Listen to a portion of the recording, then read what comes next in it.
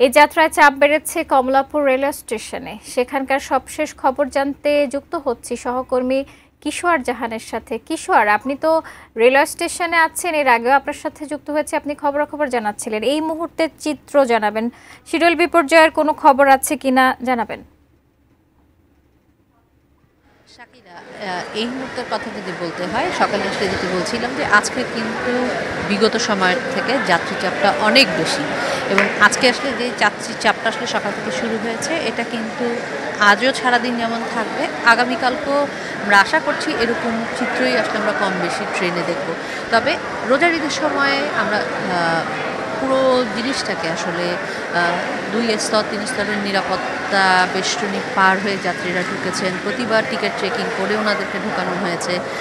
এবারও একই জিনিস করা হলেও গতবার যেভাবে আসলে যাত্রীদের সামলানো গেছে, গতবার যেমন আমরা ট্রেনের উপরে যাত্রীদের যাওয়াটা সম্পূর্ণ নিষেধ করা হয়েছিল, এবং আমরা দেখেছি শেষ পর্যন্ত স্টেশনে সেই জিনিসটা আসলে নিশ্চিত করা, যাত্রীরা যেন ট্রেনের ছাদে না ওঠেন। কাঠ ও পিভিসি ম্যাটেরিয়ালের সংমিশ্রণে তৈরি আধুনিক আরএফএল উডিডোর, কাঠের চেয়েও কঠোর।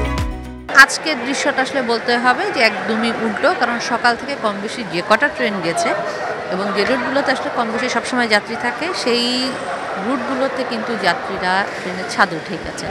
আর এই মুহূর্তে আসলে 11টা তো বেজে গেছে শাকিলা, 11টার পরে বেশ কটি ট্রেন ছাড়বে, এবং সারাদিনে আসলে 56 জোড়ার মতো ট্রেন চলবে, সেরকমটি আমরা শুনেছি, এবং শিডিউল বিপর্যয় নেই। সবচেয়ে বড় বিষয় যেটি, গতবারও আমরা যেটি দেখেছিলাম যে যাত্রীদের যে অভিযোগটি থাকে দীর্ঘ সময় এসে ট্রেনের জন্য অপেক্ষা করা এবং সময় মতো ট্রেন না ছাড়ার যে অভিযোগটি থাকে, এবার কিন্তু সেটি নেই। এবং এই শিডিউল বিপর্যয় বন্ধে কিন্তু আমরা দেখেছি বাংলাদেশ রেলওয়ে কিন্তু নানা ধরনের কর্মপরিকল্পনা নিয়েছে। তার মধ্যে কিন্তু একটি যেটি ছিল যে ঢাকাগামী 9টি নগর ট্রেনের বিমানবন্দর রেলওয়ে স্টেশনে বিরতি, কিন্তু যাত্রা বিরতি তারা বাতিল করেছিলেন, এবং সব মিলিয়ে আগে পরে মিলিয়ে 10 দিনের যে হিসেবটি, 10 দিন টিকিট বিক্রির সুবিধাটা আগে এবং পরে ফিরতি টিকিট কিন্তু ওনারা করেছেন। সব মিলিয়ে আসলে বলতে হবে কমলাপুরে যাত্রীর চাপ আছে, তবে এখন পর্যন্ত কিন্তু যাত্রীর চাপ থাকলেও শিডিউল বিপর্যয় নেই।